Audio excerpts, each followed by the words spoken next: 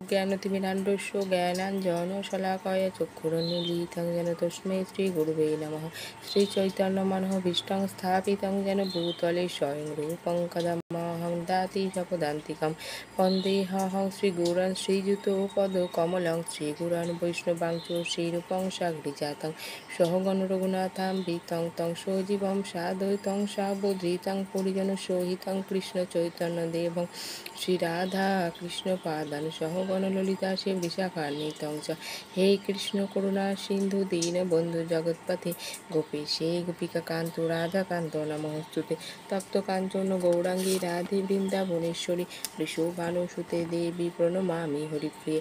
वाञ्छाकल्पतरुभ्यश्च कृपासिन्धुभ्येव च पतितानां पावनेभ्यो वैष्णवेभ्यो नमो नमः। जय श्रीकृष्ण चैतन्य प्रभु नित्यानन्द श्री अद्वैत गदाधर शिवासादि गौरभक्तवृन्द।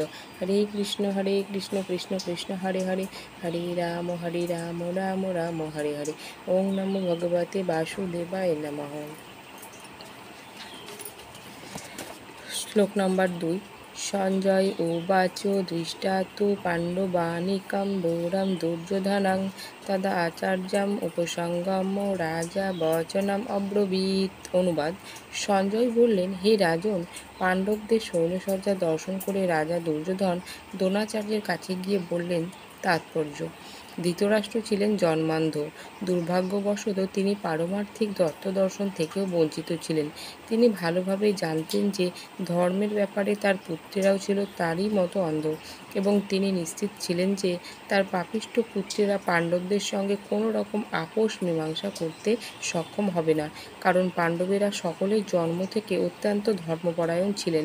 তবুও তিনি ধর্মক্ষেত্রে কুরুক্ষেত্রের প্রভাব সম্বন্ধে সন্দিগ্ধ ছিলেন। ধর্মক্ষেত্রের যুদ্ধক্ষেত্রের পরিস্থিতি সম্বন্ধে ধৃতরাষ্ট্রের এই প্রশ্ন করার প্রকৃত উদ্দেশ্য সঞ্জয় বুঝতে পেরেছিলেন।